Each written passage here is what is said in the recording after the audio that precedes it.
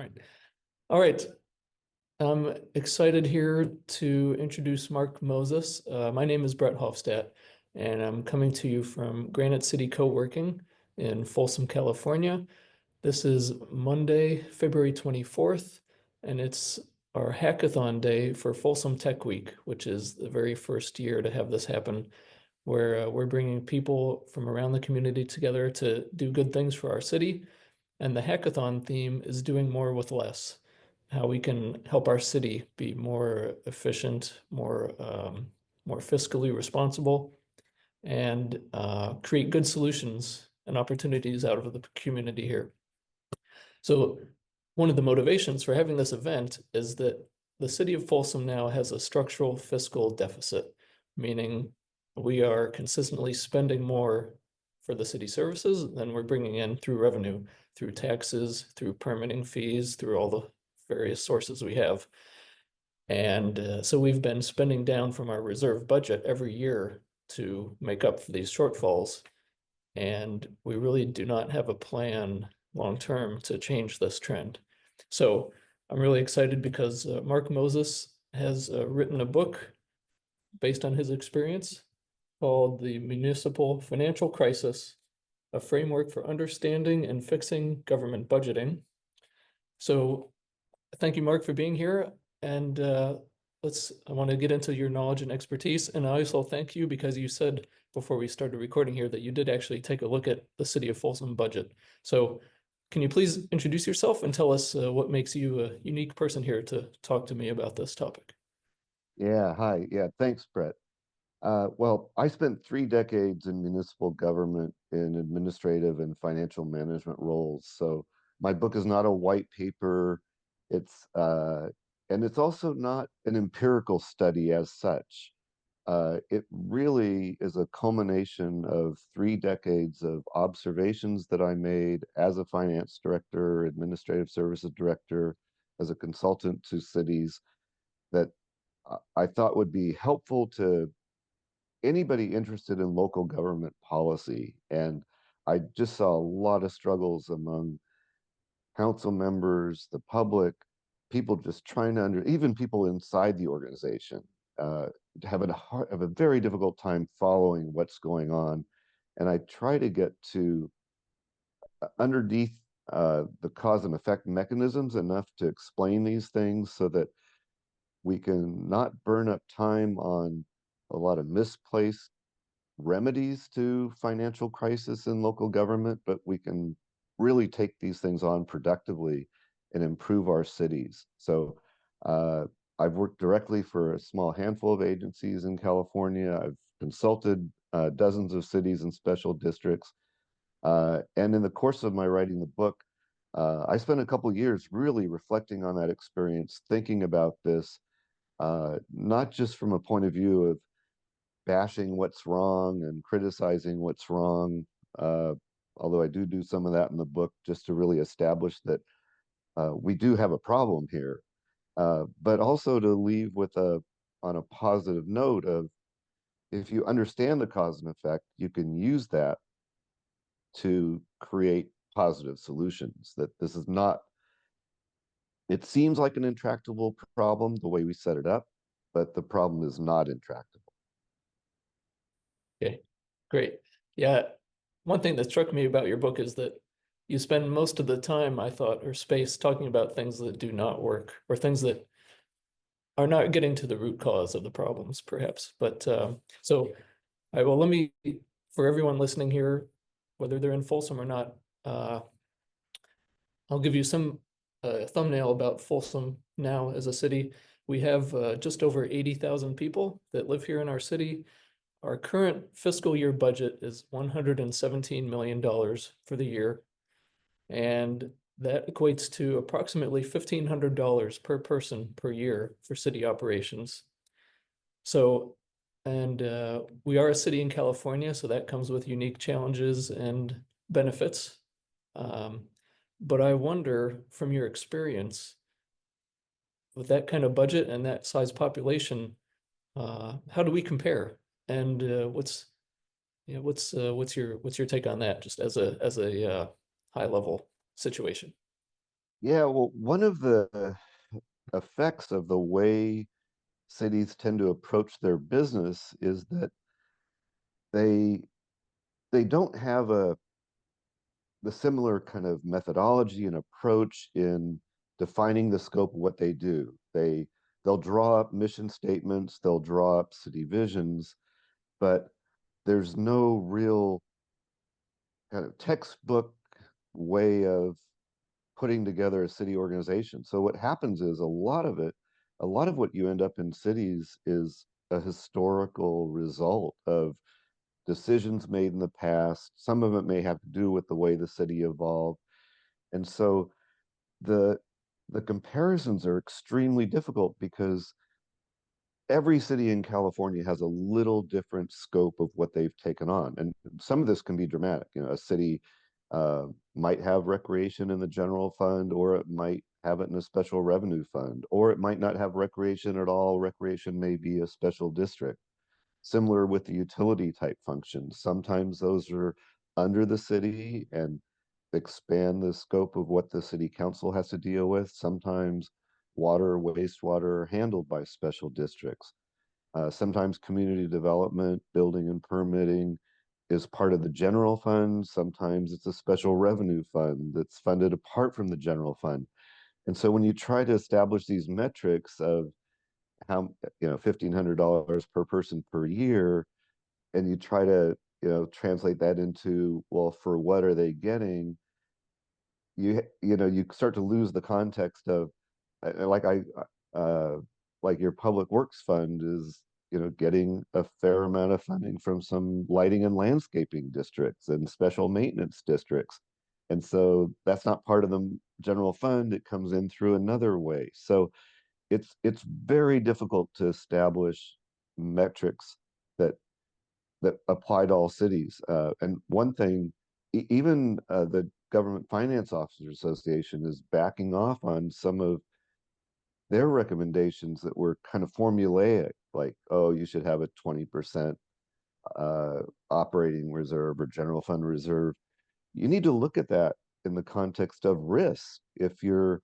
Uh, if you're subject to fire danger or earthquake danger or some other natural disasters, then maybe 20% isn't enough. Or if your revenues are concentrated in one industry, especially a volatile industry like tech, and I know you've got a big tech company in Folsom, then maybe 20% isn't enough. And maybe you need to treat those revenues a little more cautiously in terms of their reliability when you're not diversified, you're dependent on one source of revenue. So the um, the expenditures per capita only tell you, how much in the way of financial resources is being extracted to run the organization, and so and that doesn't tell you whether the organization's policies are helping or hindering housing development to meet local demand, or whether the organization is taking on activities that crowd out private capital and innovation. So there's a few different dimensions to this: the scope of what the city's taken on, and then kind of the what it does with that money, and is the what it does serving the residents and business owners. Okay, good. Well, I guess it's disappointing there isn't a simple answer there, but the context matters. And so you're saying it's hard to compare apples to apples with cities because of the different scopes that they have taken on, right? Yes, yes. And the different methods they've taken towards service delivery. Yeah. Okay. All right. Well, then let me ask you a little bit more about Folsom specifically. So I went through our last fiscal year, current fiscal year budget from our city manager, and found that our city today spends 51% of our annual budget on police and fire, and it's pretty equal between those two. And then the next, but combined, those two are just over half of our total budget expenditures. The next largest slice of the pie is culture and recreation, which is 17% of our budget. And then next is general government operations at 11%. And then it's followed by public works, which is 8%. So Is there anything about that breakdown that jumps out to you? Yeah, and again, I say this somewhat cautiously because you also have to look at the context of some of these activities are bringing in revenues, others are not. Hmm. But the ratio between culture and recreation and public works of basically 2 to 1, uh, where you've got a city with some older infrastructure that and is struggling in terms of keeping up with repair of that infrastructure. And I think public infrastructure is a huge issue. And a lot of people talk about funding for retiree medical benefits, which is also an issue in Folsom. I noticed the OPEB is less than 10% funded. Uh, and then you've got funding for uh, the pensions, which can kind of be up and down with the market. But you're in a situation there where CalPERS is going to be demanding more and more to close the gap on the funding gap with respect to retiree pensions. And so I think a lot of the deferred maintenance is not measured because people kind of give up and say, well, why measure something and figure out, how much of a deficit we have when we know we can barely keep up with just marginally keep, attending to deferred maintenance. And so, and then public works in competing with public safety for attention and new dollars often doesn't have the staff. I mean, we saw that with the ARPA money where this flood of money comes in that can be used on some of these projects, and it's difficult to even execute those because of the capacity of the organization to even execute. So then you say, well, on one hand, we say this is a problem of money and they're underfunded, but then even with more money, they can't execute. So that sounds like another Hmm. kind of problem. So Hmm. but I certainly did notice, and when I dug into the budget a little bit, I saw that the general fund contribution to culture and recreation is more than half, is very significant with respect to that activity. And again, not to just say you can just look at it from a distance and decide what the solution is, but you have to look at uh, if you're trying to effectively run public safety and keep up with infrastructure, you've got a lot of dollars going to other activities there. Hmm. And I think one of the and we can get into this a little deeper, but I think one of the problems is cities get into the mindset, and this is some of the inside perspective that I try to draw out in the book, that they don't really think about where the money comes, that it is money that runs the city is extracted one way or another from the community. And people forget that when they're preparing the budgets, and they tend to think everything the city does, even if it has a small marginal positive effect on somebody, that's a positive. But really that's expending money that has been extracted from the local economy, whether from residents or businesses. And so in that, and so when the city takes on an activity, it just naturally crowds out private innovation, private capital, and that can be whether from the nonprofit or for-profit side of things. And so that's part of why I think we really need to dig deep and look at, you know, what the and question what the city has taken on, because if it can't keep up with the infrastructure, then maybe it's taken on too much infrastructure, or maybe it's taken on too much responsibility and unrealistically taking this on.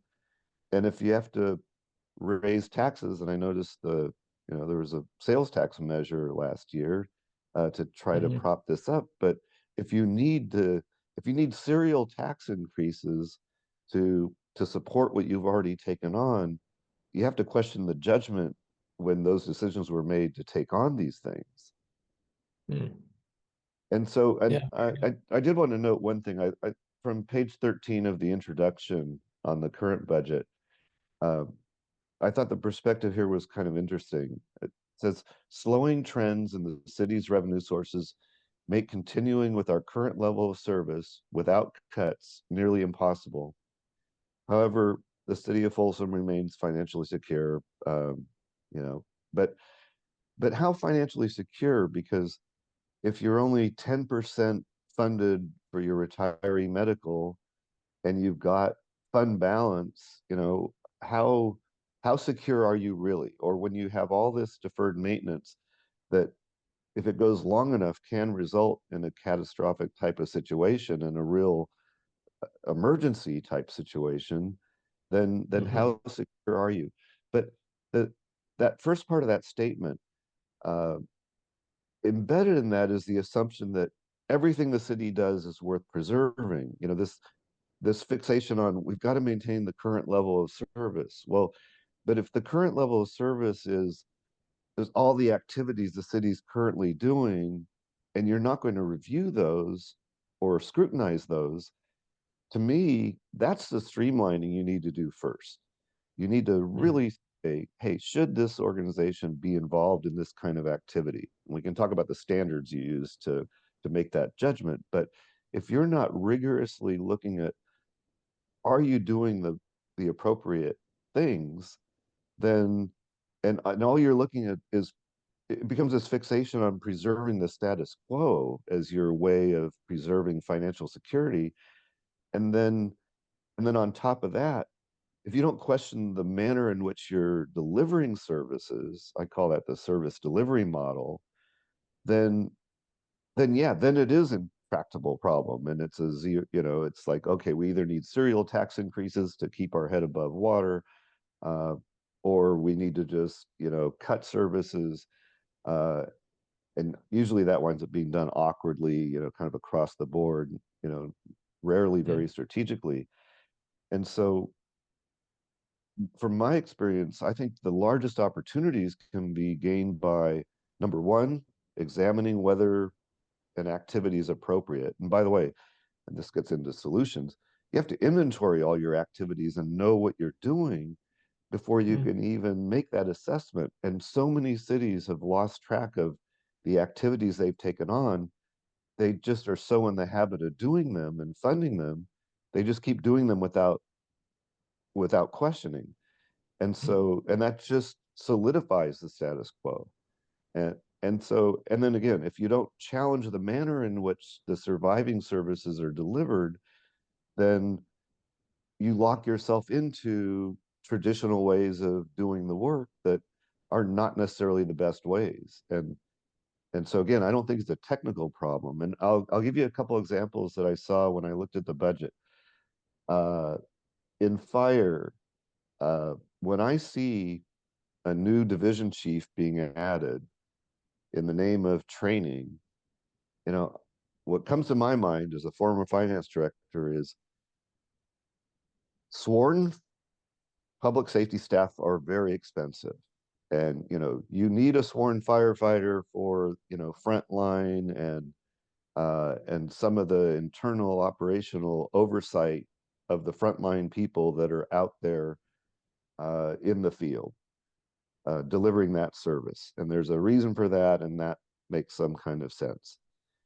Same with police. You've got sworn officers who go through a certain kind of training.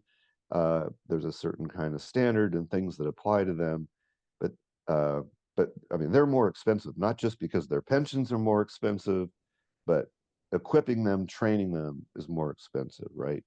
And so Mm-hmm. I really question whether you need to add a division chief. I mean, I would say almost every fire organizational chart I've seen is top heavy because there's this trend over time to promote people to create higher level positions. And then you wake up one day and the span of control and the way you organize the department is heavily weighted on top. And so yet that's very hard to tackle in terms of there's MOU considerations, there's labor negotiations and things that would take multiple rounds, I think, to unbundle and get back, I think, a city council or city manager or fire chiefs kind of discretion over how the fire resources are deployed.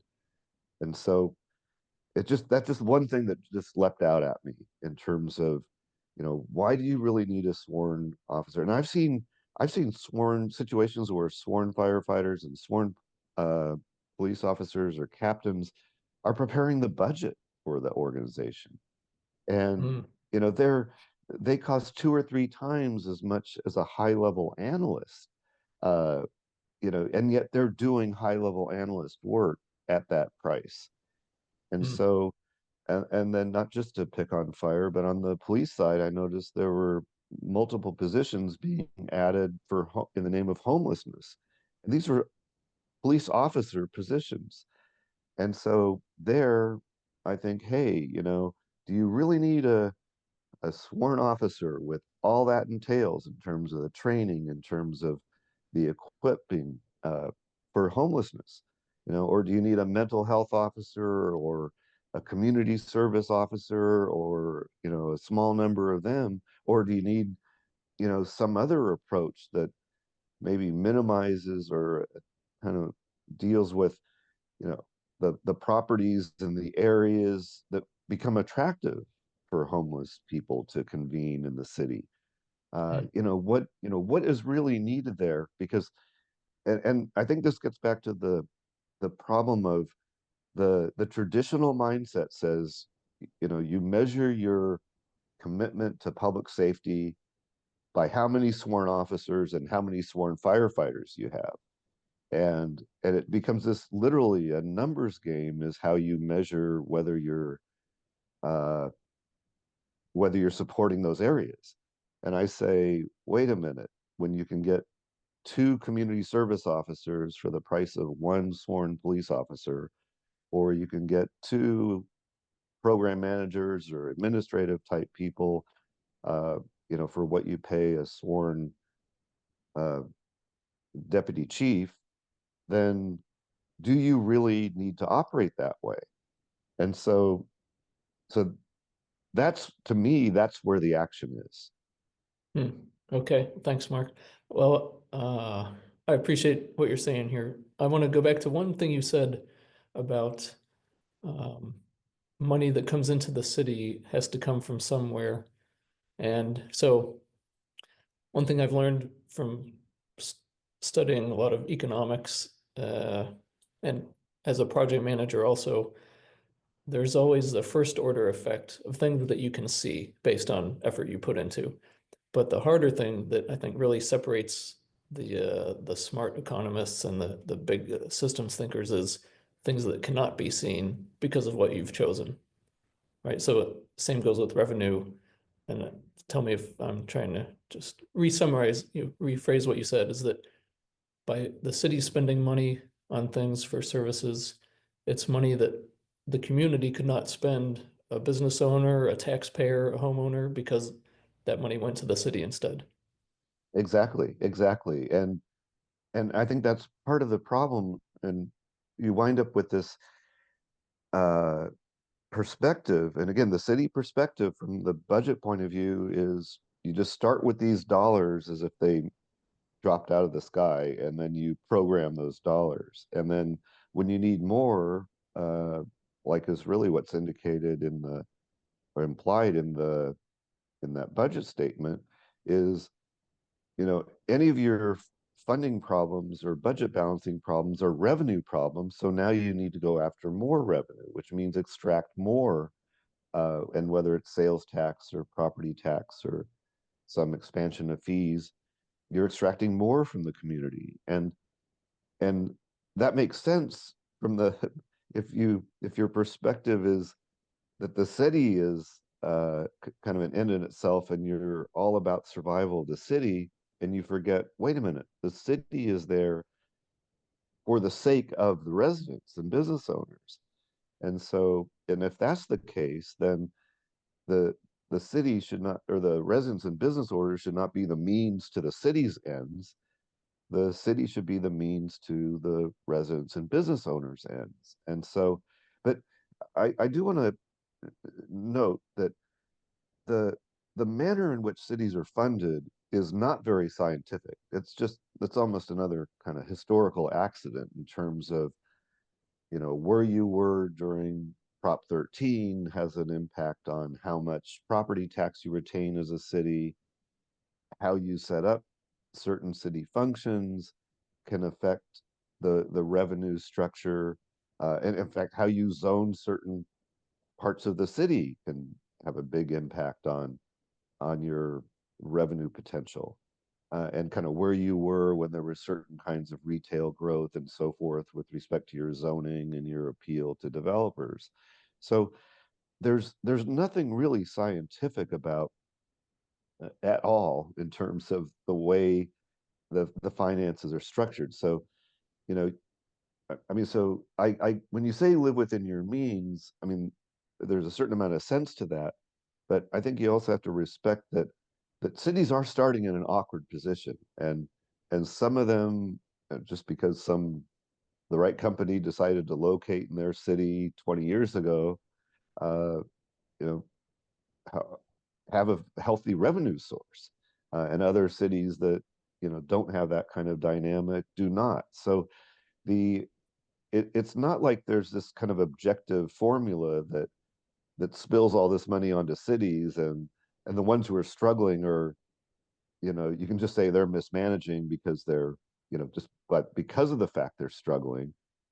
But I think that doesn't preclude what I said earlier, that you really need to take a uh, a rigorous view of what activities you have taken on, because if the reality is you're in a state where this is the way cities are funded, you need to make decisions understanding that. And maybe you got the drew the short straw with Prop 13 and where your city was with respect to property tax, uh, and what your take on that is. And maybe other good decisions or bad decisions were made in the past that you just have to live with, but you you have to recognize that and move from there. Not just assume that everything was done with some real purpose, or or real intent that was well thought out. Okay, thanks. Well, I do believe uh, to have real solutions, you have to be honest. You have to face reality. And whether that means just accepting the hand we were dealt in different ways, right? From the economy, the politics, whatever, you know, uh, until you can face reality, you have to, you can't change it. You can't fix it, right? So, Exactly. okay. Well, so we did talk about this, but I want to give numbers for people who are watching this later, so we know more about what's happening here in Folsom. So we mentioned the structural deficit we have due to declining sales tax revenues primarily. But according to the annual budget from the city manager, this is from May 2024, so it's almost a year old. But they said we have at least $20 million per year of unfunded or underfunded needs. And that is 17% of the current budget. And 64% of city revenue comes from property and sales taxes. 23% of revenue comes from service charges and fees for permits and licenses, things like that. And so that is all together 90% of the revenue from those sources. So what's your experience and perspective tell you about these breakdowns here? And of course, having $20 million shortfall basically for what the city says its needs are, that's a huge concern. But what about the other numbers I told you? Yeah. So what jumps out at me when, that's out of the same report where six sworn police officers were added, and an additional deputy fire chief position.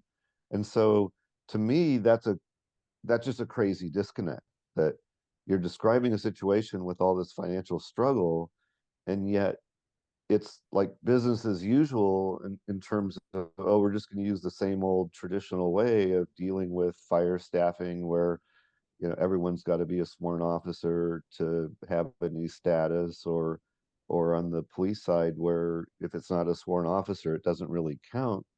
And again, in my experience, uh, I've seen situations where a mental health officer to deal with, and they can be accompanied by a sworn officer on certain visits and on certain activities.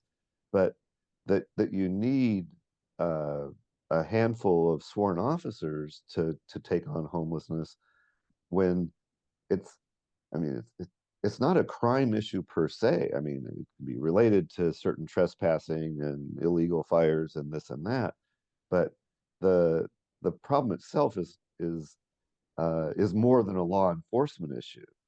Right. Otherwise, why aren't all the other, why aren't the other police officer, why isn't the existing force, able to address that more effectively? Yeah. So it's kind of that throwing sworn bodies, public safety bodies at things, saying that's going to make it better. Uh, Whereas that's really exacerbating the deficit and uh, on multiple counts, right? I mean, just you can see what it's doing financially, adding another layer of expense that's ongoing, but also missing the opportunity to go back and say, hey, have we even inventoried all of our activities and decided what's really worth going forward with? And on the things that are arguably worth going forward with, are we really thinking about that service delivery system, the manner in which we're doing it, how we're staffing, and when do we really need a police captain, and when will an administrative analyst or type person be able, or a program manager type person be able to handle the same responsibility? Okay. Well, those are great questions, I think, that we need to think about. All right, so in your book, Mark, you talk about a lot of common fiscal policies and planning efforts that cities use to try and fix their own fiscal challenges. And you talk about a lot of these things that do not work or you find do not achieve their planned objectives. And so going back to that, just to reinforce one thing you said, I have a background in project management, process improvement. And so one thing I've learned that you said also is the first question you should ask is, should we even be doing this process in the first place? Right, that's should be question number one, not assume it's valid. But so can you talk about, from your experience, some of these examples that cities do that probably do not work? You have some fatal flaws perhaps, and your lessons from those? Yeah, I'll talk about two just briefly here. One, a lot of cities take on what they'll describe as zero-based budgeting, and they put that out there. I mean, it sounds good. We're going to take a zero-based approach to how we spend money, but that doesn't really work because it ignores the fact that so many obligations are already set by the time you even start the budget cycle. By the time you start to develop, let's just say you need a budget for July 1st. So you may start in January, early February, laying the groundwork for that budget. Well, as you do that, there's no real starting at zero because your labor contracts are already in place. They not only dictate how much you pay people, but they dictate, in the case of fire, minimum staffing. There's so much embedded in them about work schedules and how the work gets done that you can't even implement new technology without meet and confers and possibly changing certain job descriptions, and all that requires negotiations with the labor unions. And so the and they account, the uh, personnel accounts for 70-75% of a typical general fund budget. So now 3/4 of your budget is already set and you haven't even warmed up yet. And so then you've got contracts that are in place that by January or February are it's too late to unbundle those or change, and negotiate how those are going to be phased out for the new year. So, now you got another 5 or 7% of your budget spoken for, and then you've got other things that just are on longer time frames, or you'd have to talk to everybody who's potentially involved, and if or if you're dealing with subsidies to a golf course or a recreational activity, you've got constituents that uh, either people don't want to upset, or that's just another thing, and you're the budget manager, right? You don't have the authority just to start going out and talking to the beneficiaries of these services. So but so you're basically, as the budget manager, accounting, tallying up the cost of all of these obligations that are already in motion, and most of which, uh, the vast majority of which, cannot really realistically be altered by July 1st.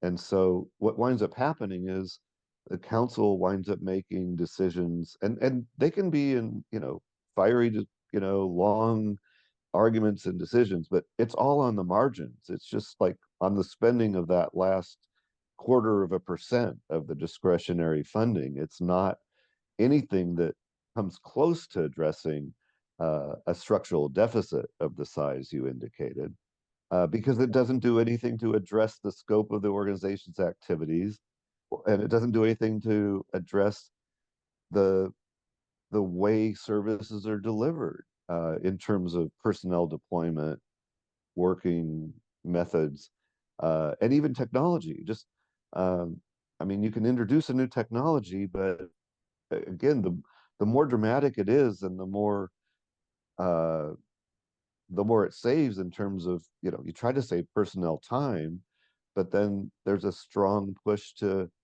well, you don't want to lay off anybody or disrupt, the way business is done. So that works counter to your classic process improvements, where you try to lower the labor input for the benefit of being able to conserve resources.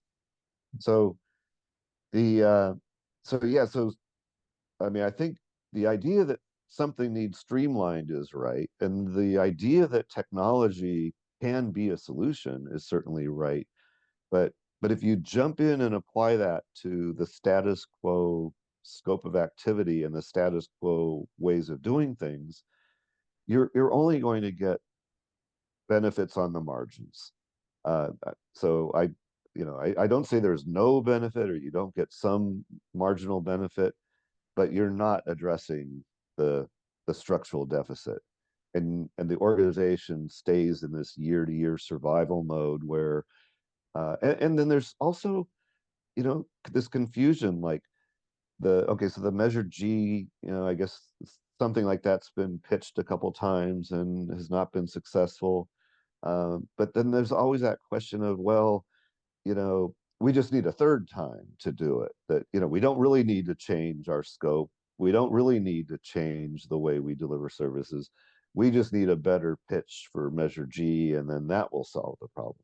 So, you really have to be clear on, are you going down a path that is going to require serial tax increases to maintain, uh, or are you trying to, and again, understanding that there are severe limitations to the way the whole structure in which cities are funded. And some cities, are really, you can say, luckier than others in terms of where they were when Prop 13 passed, and where certain companies decided to locate. And because of the way cities are funded, that gives them, they're either winners or losers in that regard. But you really have to decide for your city, are you going to really take action that's substantive, or are you going to keep yourself in this, again, I call it year-to-year survival mode, where you just try to get through another budget, and then wait for the next year to come around. But I think the long-term effect of that is detrimental to service delivery, in terms of attracting good employees, in terms of uh, creating an environment where the residents really feel connected to what the city's doing for them. Okay, thanks. And for those who aren't familiar, people in Folsom should be, but Measure G was a ballot initiative on our November ballot last year to create a new 1% sales tax within the city of Folsom that would have 100% of that sales tax stay in Folsom.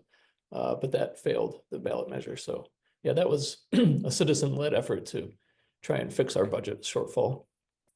But yeah, since it did not pass, we're still in the same situation we were before. And there's something reasonable about that from the perspective of if your hands are that tied, right? If you're just, so fixated on, you know, and when they say, oh, we want to maintain these service levels, that's not really well defined. I mean, that really is code for we just want to keep doing everything we're doing now, and and not really dig into questioning. Again, I say you've got to inventory all of your activities to ever understand what the city has really taken on and what all its people are doing. Because unlike other organizations, city employees, I mean, with some rare exceptions where they're being charged out, or where they're working on special projects. But for the most part, your city workforce is not logging their time. And even some of the people that are logging their time aren't recording it in a meaningful way to really know what activities they're working on and what's really justifying the time they're spending on the job.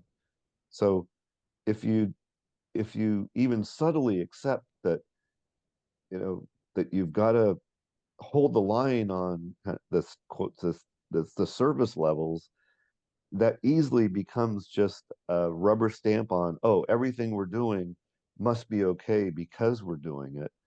And that's just a huge missed opportunity to dig in, because I mean, just kind of back to the cause and effect situation here, right? uh, your city's goals, what the city, how the city views itself in terms of the scope, its vision, and what it's taking on, sets the stage for the specific kind of department goals and activities that the city takes on to support those goals. And then those activities drive the costs. And so and that's why attacking the costs is it's already too late. You can't attacking the cost just mean because I mean a lot of city employees, they just want to do a good job and they want to do the things that have been put in front of them in terms of these are your department's goals, this is what you're supposed to be doing. And so then if you tell them, oh, you got to cut 5% or 10%, they'll still try to do all these things. There's no rethinking of like what of all the things we're doing really ought to be done. And so all Mhm. you do is frustrate the organization when you come at this from a cost cutting point of view without looking at, wait a minute, you got to look at all your activities that are driving these costs and how those activities were justified and whether you really think that should be upheld and that those activities should continue. So the and that's where I say it's not an intractable problem if you really understand what's driving what and you're willing to take that on. But if the status quo activities is sacrosanct, if the manner in which services are delivered and all the ways of doing business that are embedded in the labor agreements are sacrosanct, well, then all you can do is raise taxes. Mm. Um, to Okay. me, those are the key moving parts here in terms uh, of how a city's financial structure, well, how a city's costs are driven by its goals and decisions, and then how it responds in terms of when it's in a fiscal crunch, you know, where does it look? And Right. every financial sustainability plan I've seen leads with revenues. And and even though it gives lip service to process improvements and challenging things, as soon as the political, heat gets turned on, uh, those get turned off, and then you just retract to, well, I guess we just have to increase revenues, go for another tax measure. Okay. Well, it's the same challenge as a small business has, a company or a family, right? To balance your budget, you either have to spend less or earn more, or some combination of the two. But there are both sides of that equation to work with, really. But in the case of a family, earning more can be a promotion at work, or or a part-time job for somebody. In the case of a city, earning more is extracting more from the local economy. And so I think that's something that really gets missed, that when a city takes something on, it it precludes private capital, it precludes nonprofit uh, Yeah, activity. it's not actually earning money, right? It's And taking. it's not exactly. Yeah. Yeah. Okay. Well, I want to get to solutions because reading about you have many other examples of things that don't work besides zero-based budgeting, and I thought it was a little depressing and discouraging in your book.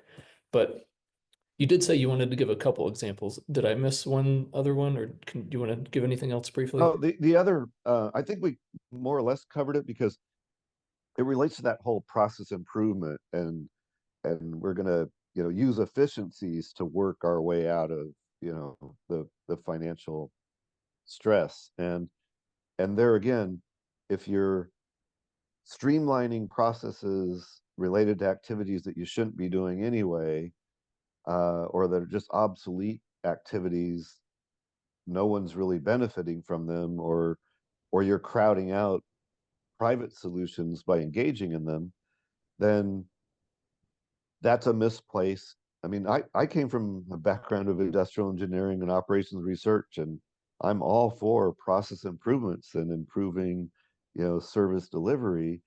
But in the case of a city, again, you're using monies, resources extracted from the community to do what you do. And so if that's an activity that is working counter to uh, other things you're doing, or is crowding out other community solutions, then it's not worth streamlining. It's worth getting rid of or phasing out. Okay, thanks. Okay, so let's talk about some solutions then. Well, why don't you walk through or summarize, if you could, how you approach this question in your book about how should a city government approach this problem if they're dealing with a structural deficit? Yeah. So the there's a few fundamental things I think we need to go back to. And, one, we have to recognize, like, what is a city? What is a city organization, right? It's a legislative authority with enforcement powers, and presumably it's, you know, it's given those powers and that authority, for a reason, right? And it's to serve the residents and business owners. And so that that type of organization is good for some things and not so good for other things. I mean, this is, an organization that can legislate, that can enforce that legislation. It's great for defining rights, protecting rights, making sure businesses can do business, and that residents, can do their business, their personal business safely in the community. But it's not so good for commercial type activities, and I would argue nonprofit charitable type activities, uh, because once you bring something under the city umbrella, you're bringing it under a bureaucracy that, has public information uh, rules and regulations it needs to follow, meeting uh, requirements, and really, and that's a good thing, right? You don't want your legislative authority, to be able to operate in the dark, or to, to not be transparent in the way it does business. But the more, when you start taking on all these other activities and running it through, now you're subjecting those activities to this bureaucratic structure.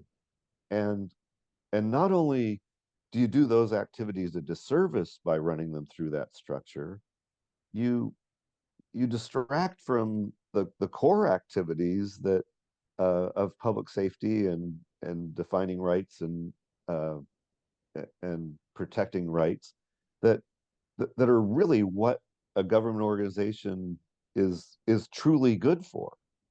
And so I think that's where we've gotten off base. And this goes back to the scope of activity where, what standard are you using to decide when to engage the city and expend its resources? Because as we've talked about, those resources are extracted from the local economy, from the community. And so you need to be very thoughtful about when you engage the city. And if it's in the name of protecting trade, protecting people's association, then yeah, that's a service uh, to the residents and business owners.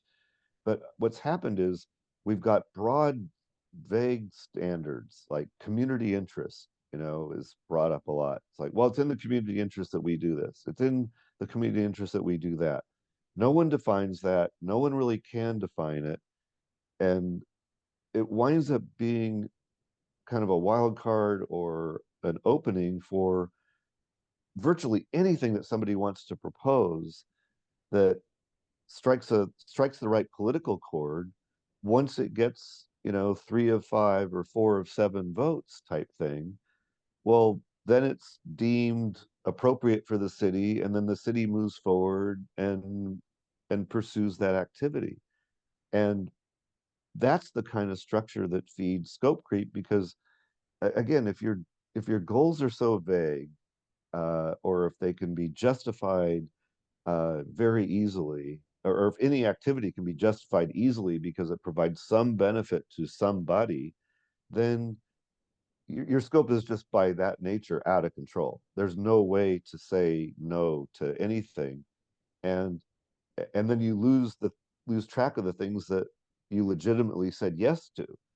And so uh, in my 30 years in local government, only a couple times did I hear an elected official push back on a proposal saying, hey, is this really in our proper scope?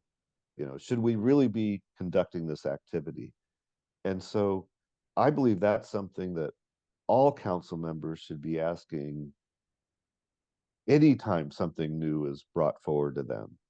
Mm. And I think it's something that, because the current activities have not gone through that kind of filter, that's why I go back to the best thing you can do is inventory all your activities and look at them in the framework of, is this really an appropriate activity for a legislative authority with enforcement powers? Or have we crowded out private investment, private solutions, private innovation in one way or another? And have we created our own confusion over what we're really here to do? I mean, the thesis of my book is really that it's impossible to administer or budget for an amorphous organization. And that's what our cities have become, because they decide who they are and what they are from council meeting to council meeting. And so you can come in with your hackers and your coders and your process improvers, but if they don't respect the context of, you're dealing with a government agency, you're dealing with something, that has certain special powers for certain reasons, and when it takes on these things uh, that it's not really equipped to handle, it does a disservice all the way around. It performs the activity poorly, and it precludes, or at least crowds out to a major extent, potential private solutions. Then, that's what I think you need to keep in mind when you engage the way, we're talking about, of how do we improve government. Uh, how do we improve government? Verify what, first of all, know what it's doing, verify that that's an appropriate activity, and then if you want to put some rigor into something, put it into, once you've decided that it's doing the things it should be doing, or that you've identified those things, put all of your technology and process rigor into, how you're going to really make sure that you're applying those resources the best by modern standards, and not following traditional approaches that have been allowed to carry forward for multiple decades. Because that's really the Mm. way we're running our police and fire departments, uh, is based on traditions, not based on uh, what somebody from an objective process improvement perspective would say in terms of the way those resources are deployed. And that means scheduling, that means selection of when you have a sworn staff versus non-sworn and so forth. Hmm. Okay, well, thanks, Mark. That's a lot. But I do want to say, I think with the right attitude and philosophy, there are opportunities here because I know there was a time in America when communities, I think, were a lot stronger than they are today because we had things like churches were an active part of the community to solve problems, to help families, to help homeless people. Nonprofits exist out there. And it seems to me that if the community and local businesses could take more ownership of these problems, which means if the city releases them, it would actually build a stronger community that has more bonds and is more resilient. What do you think? Yeah, I I, I agree wholeheartedly, and I think there's a real misunderstanding of history because it's not that churches and private charitable organizations and fraternal type groups and other kinds of organizations were not solving these problems. It's that there was a certain movement to centralize all this under a government authority and really and commandeer all this, and that's hurt private charities. It's crowded them out, and it's crowded out nonprofits and other potential innovators because it's declared. And I mean, I know we don't have time to get into all the details of this, but I think homelessness is a good example where um, the city, and I've been involved in these programs, and the city is not well positioned to administer or orchestrate these types of programs. And and all it does is by taking it on, it's basically signaling, well, nobody else has to try to solve this. And I know there have been cases where, like, I mean, or charitable organizations get into trouble for feeding the homeless because the city's offended with their unauthorized type activities. And so, I mean, that's a situation you really don't want to have where the city's really discouraging people from solving community problems. And yeah, I wholeheartedly agree. There's certain institutions and certain kind of structures that are good at that. Um, and the worst thing we can do as a city is crowd that out and then do a horrible job at it. Hmm.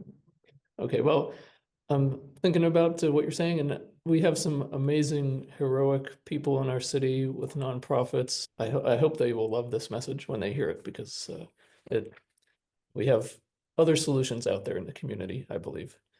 Yes. Great, thanks. And how about this? Let's recap. I think you gave some steps you recommend for a city like Folsom to take. You want to Yeah. try and distill those down? Sure. Sure. Yeah. I mean, and this gets to the point of if you don't have the right goals and you don't have clear goals, then what's going to follow is you're not going to get the kind of results you really want in the end. And the and when you look at the missions of most cities, they tend to be very broad, and there's no standard by which you can really filter what you do and what you don't do. And so the first step, I think you have to inventory all your activities so you know what the organization is doing. Again, I can't tell you how many organizations just lose track of what they do and they find that somebody's doing something because the person who trained them said this is what we do. And it's not even on anybody's radar. It has so little impact, nobody even knows, but they just keep doing it. So you've got to inventory your activities so you know what's driving your costs. And you need to evaluate those activities in terms of are those appropriate for a government organization, for a city to be involved in. And this isn't to say that every activity that the city shouldn't be involved in uh, can even be effectively dropped just like that. Sometimes you need a phasing out period because you've got to give people notice who might be dependent on this activity or might be counting on it one way or another. So you can't just the bottom just can't drop out of some things, but you can certainly I'm an advocate for sunsetting the things that don't make sense. And I mean that's a simple way to approach the structural deficit is to say if the structural deficit means this isn't sustainable, our revenues aren't covering our expenditures, and you can phase out the drivers of the expenditures that relate to activities that the organization shouldn't be involved in and give notice to the community, you know, however an appropriate, you know, whether it's 2 years, 4 years, 6 years, then you can move towards a structural stability. And then the third prong is, again, the service delivery model. Too often we use antiquated job descriptions, uh, job, you know, ways of working is clunky in terms of scheduling. Things are prescribed in MOUs that really take away management's control and council's control over how the workforce is deployed. And I've seen a number of council members that are just really kind of surprised, appalled, confused by how little impact they have as council members because how much of the way the work gets done in the city is already codified in the labor agreements. And so you have to recognize that and begin a campaign to unbundle some of that so that the city can get control over what it's spending and not be on what in effect is automatic pilot where you know the whole structure it conspires to keep you doing things the same way year in and year out. So those are the things I think need to be addressed. Okay, great, thanks. Well, I think, and as you said in your book, cities uh, did not find themselves in these situations overnight, and so it will not be able to be solved overnight either, right? It's a long process. That's right, and which is why it takes a long-term perspective and a long-term commitment. Yes. Good. Well, I hope, I think in Folsom we have some long-term thinkers here because I know I share a lot of thoughts here with people that I love Folsom and I want it to continue for a long time and be here for a long time. So we need a long-term perspective. And so I really thank you again, Mark, for your long-term experience and insights from your career in city government. And let me just mention again, so people see it, you have all these ideas and lessons in this book, The Municipal Financial Crisis. So thanks a lot for writing this, Mark. Um, Yeah, anybody that wants to reach out to me can reach out to me through my website, munifinanceguy.com. That's munifinanceguy.com. My email address is mark@munifinanceguy.com. And yeah, wish you the best of luck. And especially with this week's activities in Folsom. Thanks again. I'll put the links to your website and your book in this video description. Uh, and any final words you want to say? No, that's great. I appreciate you allowing me to participate in your event and wish you the best of luck. All right. Thank you, Mark. Best to you. And thanks very much for your time and insights here. Great.